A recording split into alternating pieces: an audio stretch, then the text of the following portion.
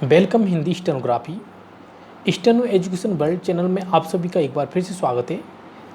Parliament विधानसभा reporter series की यह तीसरी डिक्टेशन है। पहली और दूसरी डिक्टेशन की लिंक डिस्क्रिप्शन में मिल जाएगी। डिक्टेशन स्टार्ट होगी 3 सेकंड बाद।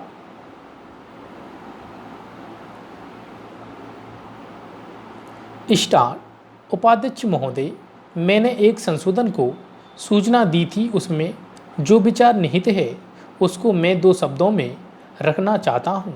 इस विवाद ने जिस तरह का स्वरूप धारण किया है, मैं समझता हूँ कि मेरे मित्र श्री जितेंद्र, शुभम एवं सतीश ने जब यह प्रस्ताव प्रस्तुत किया था तो शायद उन्हें इस बात की कल्पना नहीं होगी कि यह विवाद इस तरह का रूप धारण कर लेगा। जिस भावना से प्रेरित होकर यह प्रस्ताव सदन के सामने उपस्थित किया गया है, उसमें उत्तर और दक्षिण के बीच में कोई नया विवाद खड़ा करने की कल्पना नहीं है। हमारे देश ने 1000 वर्ष के पश्चात फिर से राजनीतिक एकता प्राप्त की है। यह ठीक है कि एकता की यह भावना हमारी एक संस्कृति के आधार पर प्रतिष्ठित है, लेकिन राजनीतिक क्षेत्र में यदि हम एकता को पुष्ट करना चाहते हैं तो हमें ऐसे पग उठाने पड़ सकते हैं जो कि आज की दृष्टि से आवश्यक प्रतीत हों। पूर्णविराम पेरा।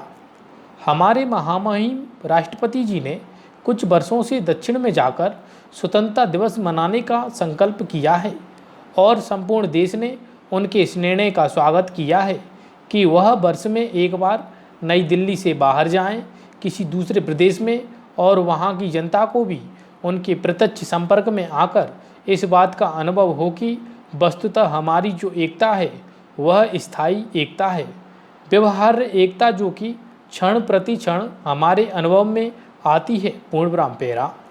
मैं समझता हूँ कि लोकसभा के अधिवेशन को दिल्ली से बाहर रखने के पीछे भी यही भावना है। प्रश्न राजधानी को बदलने का नहीं है। राजधानी तो दिल्ली की रहेगी। यहीं पर वह किल्ली गाड़ी गई थी जो दिल्ली हो गई, इसलिए यह दिल्ली हो गई। वह कील तो अभी तक गड़ी है और उसको उखाड़ने का कोई प्रयत्न हो भी नहीं रहा है और करना भी नहीं चाहिए। प्रश्न तो केवल इतना है कि क्या हमारे लिए लोकसभा का एक अधिवेशन बंगलौर में या हैदराबाद में करना संभव है। पूर्णविराम पेरा। इस बात से इनकार नहीं किया जा सकता कि जो विंध्याचल के उस पार के लोग हैं वे इस प्रकार के अधिवेशन का स्वागत करेंगे, और इस बात से भी इनकार नहीं किया जा सकता कि वहाँ अधिवेशन करने में अनेक व्यावहारिक और आर्थिक कठिनाइयाँ हैं। अभी विवाद ने जो रंग पकड़ा है उससे लगता है कि अगर हम इस चीज़ को सरसरी तौर पर समाप्त कर दें कि सदस्यों को ले जाने में बड़ी कठिनाई होगी, वहाँ भवन नहीं होगा, हम कहाँ बैठेंगे, तो यह उचित नहीं होगा।